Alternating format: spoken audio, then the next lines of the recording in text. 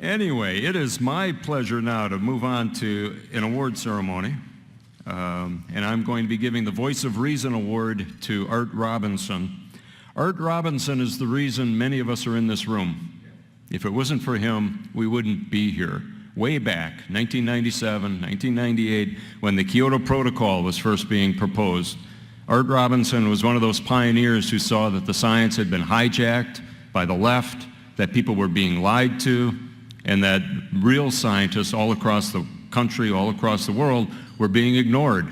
That the fact that most scientists didn't believe that climate change was either man-made or was going to be a problem was being ignored and hidden by a small group of politically oriented scientists. So Dr. Robinson didn't just sit on the sidelines.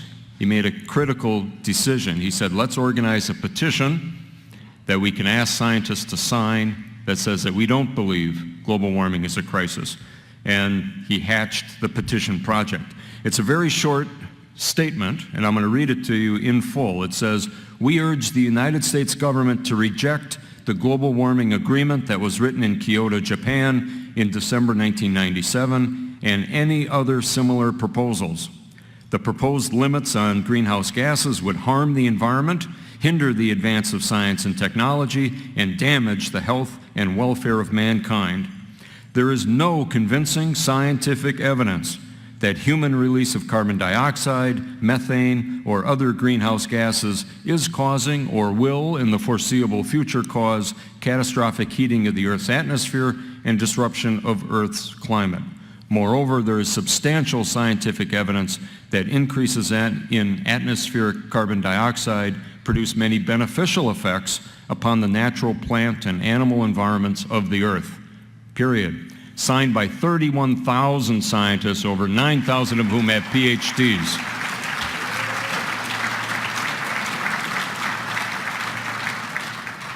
It's a brilliant thing, and it's so important in the debate to be able to say, look, the only petition that's been signed by that many scientists is adamant that the science is not in and that global warming is not a crisis, which is why the left demonizes that petition just relentlessly. If you go to the Wikipedia entry on it, you'll see how they try to misrepresent it.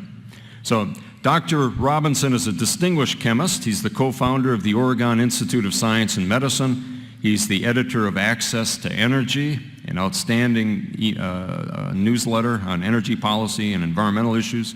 He received a PhD in chemistry from the University of California in San Diego. I'll say quickly, the Oregon Institute of Science and Medicine, founded in 1981, is a nonprofit research organization devoted to conducting basic and applied research in subjects immediately applicable to increasing the quality, quantity, and length of human life.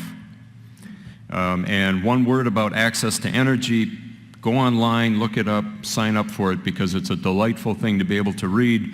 Art says of his readers and his editorial philosophy, we don't ask them to trust and parrot us, we ask them to think, which I think is absolutely perfect. So, to get the Voice of Reason Award, please come up here, Art Robinson.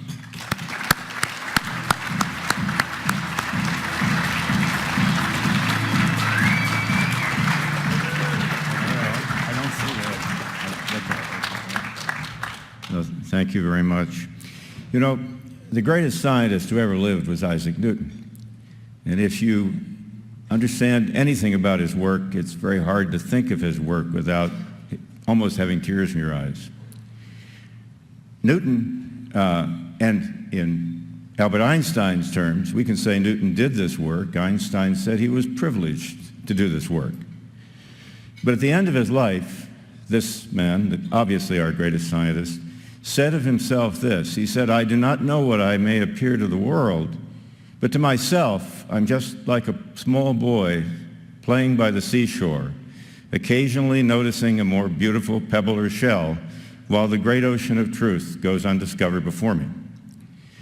Now, those who have had an opportunity to live a life in the world of science that he and a very few others created have had the same experience. I've lived a life in biochemistry, and it's a wonderful life. Every now and then you chip off some small thing that you can understand and do it, Every now and then you have an opportunity to do something that may be a little more general, but not 1/100th% of what there is to know about biochemistry has been discovered today. It's the same as Isaac Newton's physics. And Roy Spencer's field, the same thing.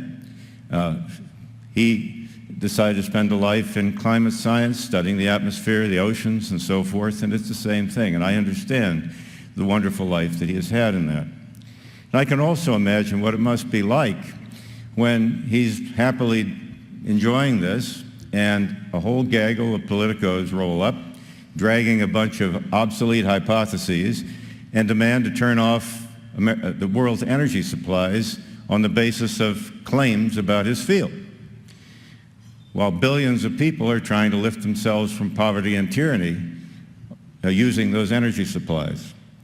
So I figuratively imagine him standing there in his field seeing this thing and wondering if it's a mirage. It can't be true. This Al Gore and this nonsense is just beyond belief. At the same time, while he's confronting that, probably wondering what he should do about it, another group starts piling up behind him of fine scientists, but they're out of his field. They're out of his field of specialization, but they're all saying, it's okay, Roy, we've got your back. And he's in between this crowd. This crowd is lying and doesn't know what it's doing. This crowd wants to help. They're fine scientists, but they don't understand his field. And then he looks over, and it's even worse on this side because some of them have got to writing thousands of letters to other scientists asking them to stand there too. I don't know what he thought of this. But I thought this talk's somewhat of an apology to him so he'll understand. What happened was that in about the time of the Kyoto meeting, just before it, I got a call from Max Boot at the Wall Street Journal asking me to write the editorial they ran during the meeting. And I had to have it the next morning. So I called Sally Balunis and asked her to please keep me from making some terrible error, and we got a credible editorial together and wrote it. But then afterwards, the people on the other side, this side, started being very uncharitable, telling quite a few lies about us, and that got our attention a little more. And I realized that these people had three strings to their bow. The first was that a consensus of all scientists already agreed with them, so they didn't have to discuss the science. The second was that they were on the white horses of idealism, trying to save the planet. And the third was that anyone who opposed them was on the black horse of commercial self-interest, willing to destroy the planet for profit. It was a political problem, obviously, not a scientific problem. And I knew one thing, I knew their consensus wasn't true. So we thought that we would ask, you can't prove science by polling. It doesn't matter how many scientists sign up behind an idea. It has no merit with respect to whether the idea is true or false. But it did have merit in this. So we decided we'd circulate that petition. But the first problem we had was we didn't know enough about the subject to write a review article on it, and if we didn't send the scientists a thorough review article about the subject, they weren't going to sign.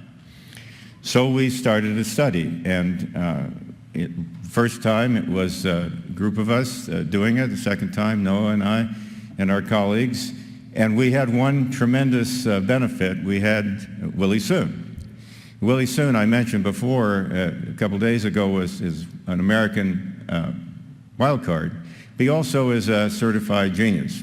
Willie, if you ask him a question about this subject, there's a little blur, and suddenly sitting in front of you is a pile of all the research papers, pro and con on the subject, everything you might need to know about it, and then you're reading for a few weeks, and then you ask him another question. So he helped us tremendously, and over a period of many months, we thought about it until we reached the conclusion that we knew enough to write a review article, and we did, and then with the help of Fred Seitz and many colleagues, Jane Orient, Jeremy Snavely, all kinds of people, many people in this room, and including the Readers of Access to Energy who supplied the money, we started circulating that petition. And it grew to about 17,000, and the second time to 31,000, and it would have been a lot larger. We just ran out of stamps. And it was done by a first-class male handshake with each scientist at his known address. There was one bogus name on it, Ozone Action, which eventually became Greenpeace USA, basically forged one of these things and sent it in. And as soon as we found out about it, as soon as they started bragging, we took it off. And there were no others. There never has been another. They got much more active in the second time we circulated it, trying to put on bogus names. But Jeremy Snavely ran a project to vet every name very carefully, and it prevented it. Mickey Mouse is not on there. Donald Duck is not on there. All these claims. Perry Mason is on there because he's a PhD chemist that lives in Lubbock, Texas. And if you have 31,000 names, of course, you can find some that are common. And I think it has proved useful, not in saying anything about the science of this subject, only in proving that they do not have a consensus. And that's their only protection, because they don't have an argument either. Watching Al Gore's movie is sort of painful. You know, you remember the best thing, well, I probably shouldn't talk all about that. It's all kinds of things, but one of my favorite things, he walks across this tremendous stage showing the last 600,000 years of the CO2 going up and down, the temperature going up and down, and he stops and he says, and you see, when the CO2 goes up, it gets warmer. What he doesn't tell you is the vapor pressure of CO2 over seawater is temperature dependent, and they have to go up and down together, and if the data didn't look that way, we'd know the data was wrong, because it's thermodynamically impossible for them not to go up and down together. Anyway, the lies, the sea of lies has been incredible, and we've tried to be of help. In a general sense, this fight is a microcosm of a much broader thing that you know is going on in our country. We are on a democratic playing field trying to save a constitutional republic. And these people are just one element of what's coming at the people of the United States. Our founders knew that democracy failed. All democracies in history have failed. They've all devolved to mob rule. And so they didn't give us one. They gave us a constitutional republic. But now too many people have taught us, or taught our people, that if 51% of us vote away the property of our neighbors, then that's okay. And that's wrong, and is inconsistent with our republic. No one knows whether we'll be successful this time. We have new tools. We can communicate with each other. And we have the internet, where now the truth and the lie can stand in competition, whereas before, if you, as Mark Twain said, never get in a fight with anybody who buys his ink by the barrel. And it used to be that if you bought your ink by the barrel, you could tell a lie and conceal the truth. That can't be done anymore. We live in a different world, a highly technological world, and maybe we'll be the exception. Maybe we can save our constitutional republic. But that's a battle that all of us are in, and this is just one element of it. If they can take something as rigorous as science, something as beautiful as Isaac Newton created, and pervert it to the point where it can cause us to cause the deaths of billions of people by withdrawing their energy supplies, then we have failed. They've already stopped our nuclear energy. Now they want to stop our hydrocarbon energy. It's unbelievable. And all of us are in that fight.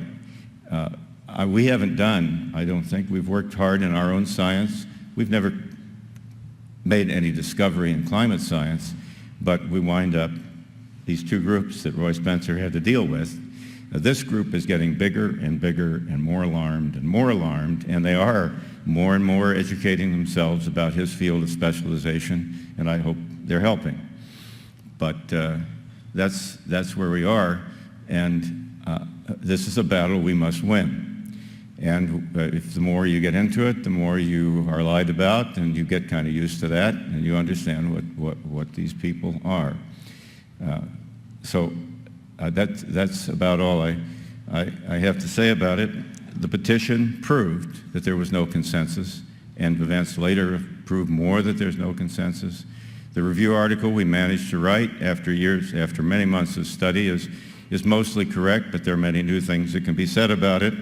And in this field of specialization of his, long after he and I and everybody in this room is gone, they'll still probably be able to say that they haven't learned more than 1% about the subject. But it is possible in science to negate a false hypothesis, and they have negated all the false hypotheses that are driving the human-caused global warming politics. So it's a privilege. I hope we helped. I'm sure I'd not enjoy every thought he must have had when he saw what was happening in this, but I hope we've helped. And mainly, all of us, we have to help our country because we're in terrible trouble.